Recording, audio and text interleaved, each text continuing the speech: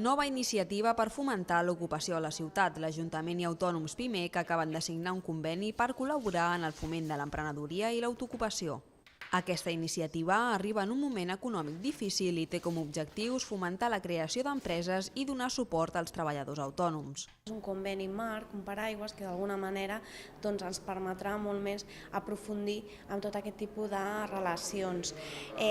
Pimec és una associació de petits mitjans empresaris i en aquest cas nosaltres ho hem fet amb el sector autònoms, que el que ens poden aportar, per una banda, és totes les partes que ells tenen en formació, amb assessorament, amb defensa dels drets dels autònoms, i per una altra banda ens aporten la confiança que els mateixos autònoms poden tindre en una associació que els defèn. Podem ajudar a nivell de cercar finançament, que és un dels temes.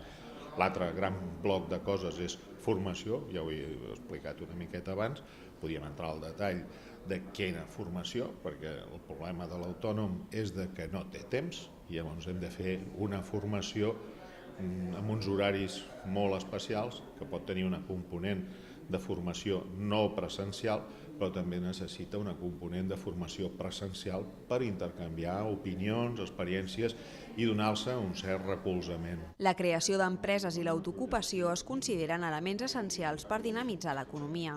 A nivell de tot l'estat espanyol, la població, el número dins de la població activa que desenvolupa activitat autònoma passa del 20% del teixit productiu, 20%. I, en canvi, la seva generació de producte interior brut pràcticament està al 23%. Què vol dir això? Que cada autònom genera alguna més que el promig de lo que és la generació de riquesa de la gent que està en activitat productiva. Realment pensem que hi ha un determinat atur a Viladecans que a més s'ha vist molt incrementat amb la crisi, que és l'atur estructural, que difícilment tindrà altres sortides, i de fet és que el nostre nivell de treballadors autònoms és molt baix comparat amb altre tipus d'economies. Tot i que en el cas de Viladecans, com us dic, la major generació d'empreses ve donada per part dels autònoms. Aquest conveni se suma als recursos humans, econòmics, d'espai i virtuals que l'Ajuntament té en marxa per fomentar la creació d'empreses. Durant el 2009 es van crear 102 empreses a la ciutat que van donar feina a més de 160 persones.